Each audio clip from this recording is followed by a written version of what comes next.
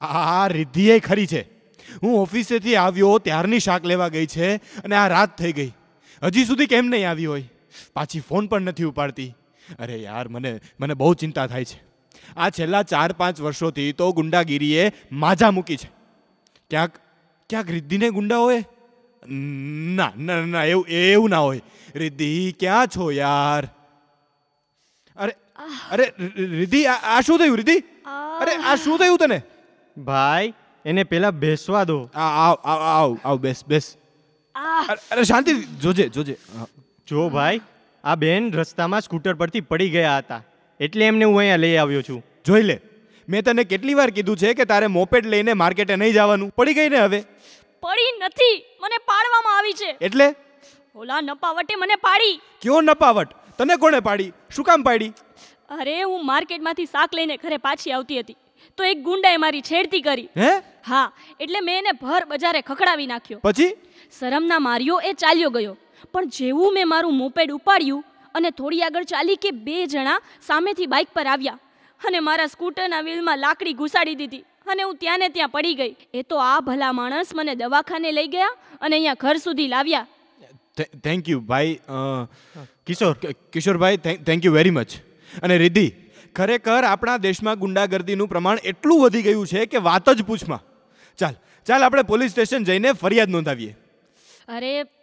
અરે ચાલ. અરે પણ પોલીસને એને પકડવા હોત ને તો ત્યાં જ પકડી લેત, રોડ ઉપર જ.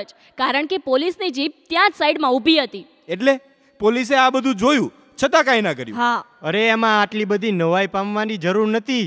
પોલીસ જો ધારત ને તો ગમે તેવા ગુંડાઓને પકડી શકે.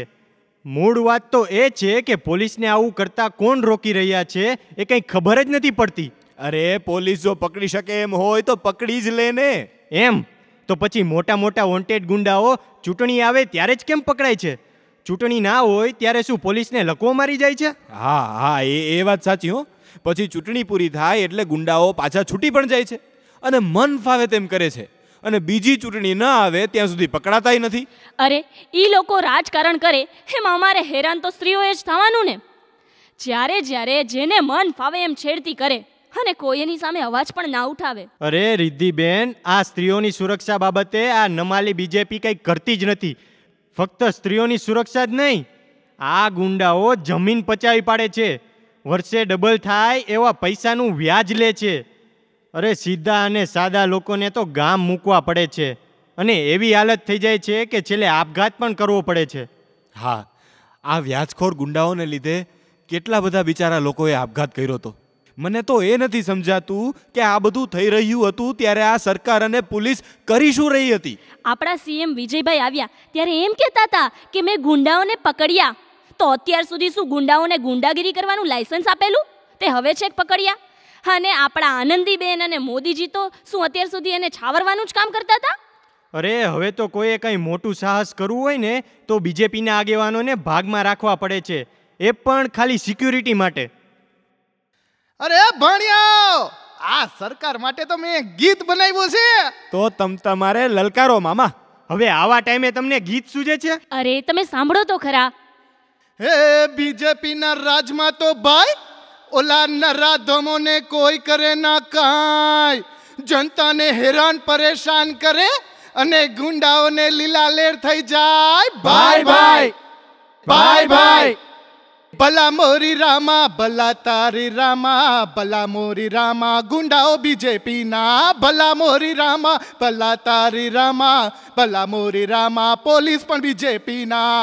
હે આવી સરકારમાં તો ભાઈ 4 વર્ષ સુધી ગુંડાઓને છૂટો ડોર મળી જાય અને પછી જેવી ચૂંટણી આવે કે મારા બેટા બધાય પકડાઈ જાય. ભાઈ ભલા મોરી રામા, પોલીસ પણ બીજેપીના. ભલા તારી રામા, ગુંડા પણ બીજેપીના. હે ભાઈ ભલા મોરી રામા, પોલીસ પણ બીજેપીના. ભલા તારી રામા, ગુંડાઓ બીજેપીના. ભાઈ. સાચી વાત. આ દેશ આપણી માલિકીનો છે. આ દેશની સમાજ વ્યવસ્થા ભાંગી પાડવા માટે બીજેપી સરકાર જ જવાબદાર છે. એટલે આ વખતે આપણે જ હિસાબ કરવો પડશે. અરે અમે તો 5 વર્ષ માટે એટલે મત આપતા હોઈએ કે ગુંડાઓની રંજાણમાંથી છૂટીએ, પણ આ તો 4 વર્ષ સુધી ચોરના માથાની જેમ ભટકે અને ચૂંટણી આવે ત્યારે પકડાઈ જાય, પાછી ચૂંટણી પૂરી થાય તો છૂટી જાય. આમ કંઈ થોડી હોય. જો સરકાર અને પોલીસ જ ગુંડાઓને પ્રોત્સાહન આપશે તો પછી આમાંથી અમને બચાવશે કોણ? વિપક્ષ. જો સરકાર લેશે ગુંડાઓનો પક્ષ તો કોણ લેશે આપણો પક્ષ? વિપક્ષ. આપણે સૌ રાજકોટવાસીઓ ગુંડાગીરીને વિકસતા જોઈ છે.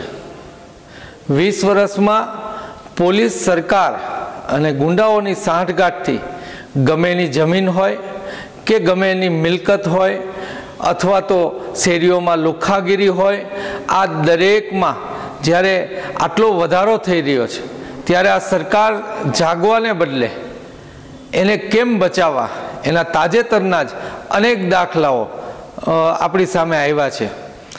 જે લોકો આ મુખ્યમંત્રી વિજયભાઈના કાર્યાલયમાંથી પકડવામાં આવ્યા હતા, આપણે થોડાક જાગ્યા તો એમને ફરજ પડી કે એમને પકડાવવા પડ્યા. ત્યારે આપણે ફરીથી બધાય જો જાગૃત રહેશું અને આપણી જાગૃતતા જ આ સરકારને, આ પોલીસને ખોટું કરતા રોકી શકે. પોલીસ કર્મીઓમાં જે સાચા માણસો છે એમને પણ હું વિનંતી કરું છું કે આ દેશ આપણો છે અને આ દેશને બચાવવાનું કામ આપણે કરવાનું છે. ખોટાઓનો સહકાર ન આપો, આ ખોટી સરકારનો સહકાર ના આપો, તમે હાથા ન બનો, લોકોની સુરક્ષામાં કમી ન રાખો. અને લોકોને પણ હું વિનંતી કરું છું કે જાગો, તમારો અધિકાર માગો. તમને તમારી જાન માલ ઉપર કોઈ મુશ્કેલી ન આવે એ અધિકાર મજબૂતાઈથી માગો. એના માટે માથા ગણાવવાની જરૂર પડે ત્યાં એક વિરોધ કરવા પણ આપણે એક રાષ્ટ્રભક્ત તરીકે નીકળી જવું જોઈએ એવી આપ સૌને મારી વિનંતી છે. ચાલો આ ગુંડાગીરી, આ લુખ્ખાગીરીને રાજકોટમાંથી ભગાડીએ. સૌ જાગી અને એક સહિયારો પ્રયાસ કરીએ. આપ સૌને મારા જય હિન્દ.